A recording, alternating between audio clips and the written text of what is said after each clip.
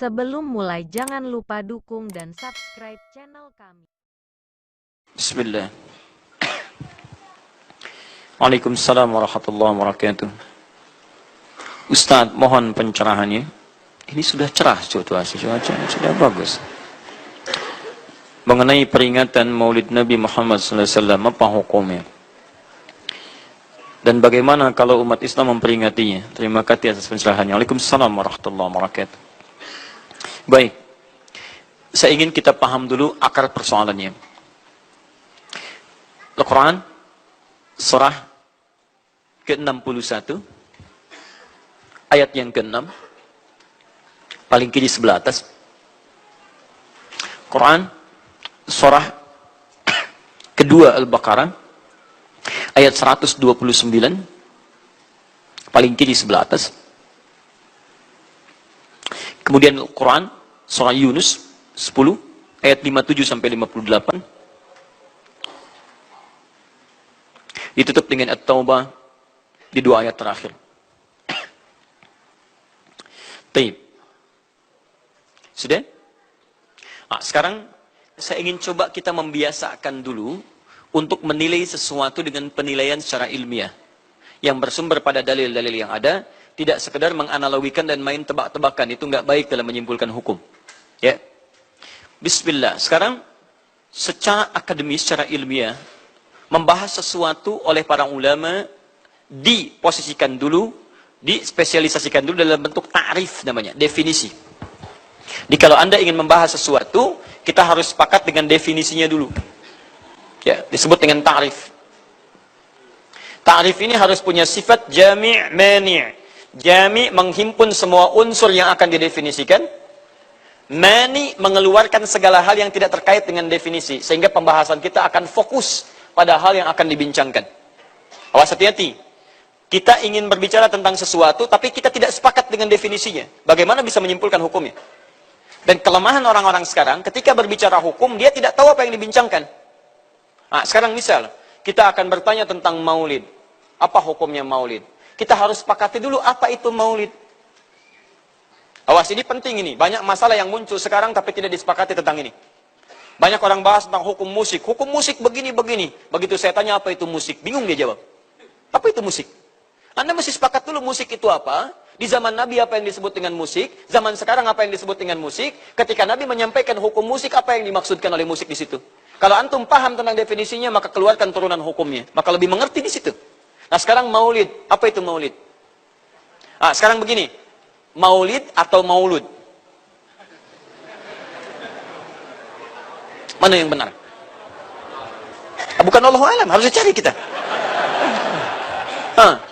Mana maulid atau maulud? Antum sibuk menilai, ini maulid tidak benar. Oh, jadi yang benar maulud. Maulud juga tidak benar. Masya Allah. Apa maulid, apa maulud? Baik, lihat.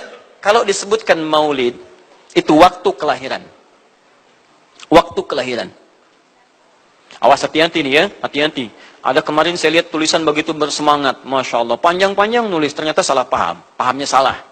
Ya. Maulid itu ulang tahun. Bukan. Bukan ulang tahun maulid itu. Bukan ulang tahun, bukan peringatan ulang tahun maulid itu. Ingat baik-baik. Kalau pakai peringatan itu pakai Id. Id, Idul Milad, ya, hari kelahiran, peringatan hari kelahiran, ulang tahun. Tapi kalau cuma maulid itu waktu kelahirannya. Awas, hati-hati ya, hati-hati dalam memahami sesuatu. Kita masih detil dan jeli dalam memahaminya. Jadi kalau disebutkan maulid itu waktu kelahirannya. Kalau disebutkan maulud itu artinya bayi yang lahirnya. Bayinya yang dilahirkan. Nabinya. Kalau dalam konteks Nabi. Jadi kalau disandingkan dengan kalimat maulidun Nabi, artinya waktu lahirnya Nabi. Jelas ya? Kalau mauludun Nabi, maulud Nabi, itu artinya nabinya. Nabi yang dilahirkan. Jelas? Saya ulang. Maulid apanya? Waktunya. Kalau maulid Nabi artinya apa? Waktu Nabi dilahirkan. Baik, maulud artinya apa? Nabinya. Kalau maulud Nabi artinya apa? Nabinya yang lahir. Jelas sampai sini? Ah, sudah. Ya, selesai pembahasan secara bahasanya. Nah, sekarang apa hukumnya maulid Nabi? Maulid Nabi nggak ada hukumnya. Karena waktu lahirnya Nabi, bagaimana kita bisa melekatkan hukum pada waktu lahirnya Nabi? Lahir ya lahir.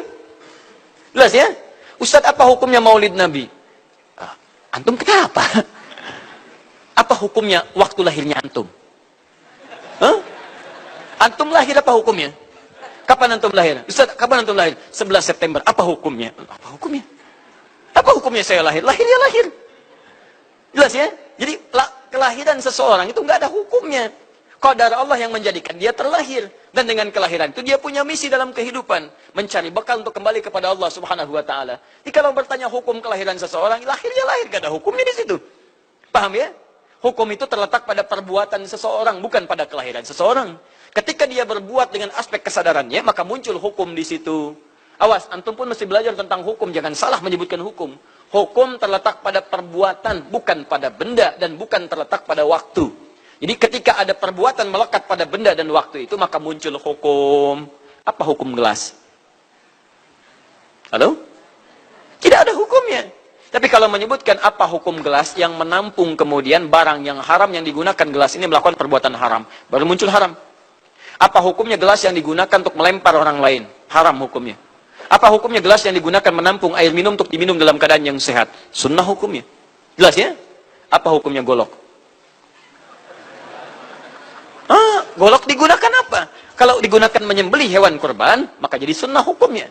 Kalau golok digunakan untuk menyakiti orang lain, mengancam. Siapa nama kamu? Masya pakai golok. Ya, hati-hati. Nah, itu haram hukumnya. Jadi benda terletak kepada maaf perbuatan yang melekat kepadanya. Apa hukumnya hari kelahiran? Hari kelahiran nggak ada hukumnya. Yang melekat hukum itu bagaimana menyikapi hari kelahiran itu. Itu poinnya. Paham ya? Ketika ada perbuatan melekat kepadanya, maka di situ ada hukum. Maulud itu bayinya berarti nabinya. Apa hukum maulud? Apa hukumnya nabi? Nabi yang lahir nggak ada hukumnya. Jadi kalau Anda menolak maulud dengan pengertian seperti ini, maka Anda keluar dari Islam. Kalau dalam hukum seperti ini, saya menentang maulid Nabi, berarti Anda menentang kelahiran Nabi sallallahu alaihi wasallam. Saya menentang maulud Nabi, berarti Anda berhadapan dengan Nabi, Anda musuh Nabi. Jadi kalau Anda dimaksudkan dengan kata maulud dan maulid, Anda tidak bisa menentangnya, bisanya menerima, saya menerima. Menerima. Kenapa? Karena dalam pengertian bahasa, maulid itu artinya waktu kelahiran. Maulud artinya nabinya. Jangankan saya, siapa saya dibandingkan Nabi Isa alaihissalam? Nabi Isa itu hidup 600 tahun sebelum Nabi Muhammad SAW dilahirkan. Nabinya belum ada. Nabi Isa sudah ada.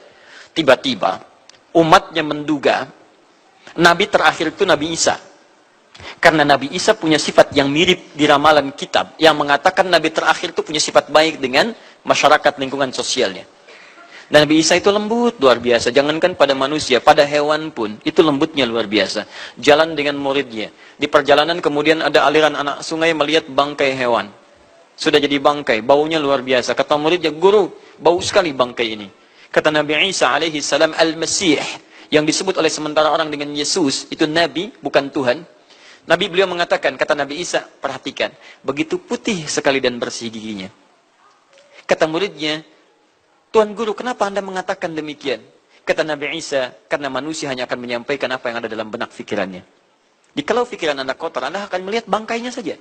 Tapi kalau pikiran kita baik, kita akan mencari yang terbaik dari hewan itu. Bukankah dia ciptaan Allah? Bukankah dalam setiap ciptaan ada hikmah dan kebaikan? Perhatikan bagaimana putih bersih giginya.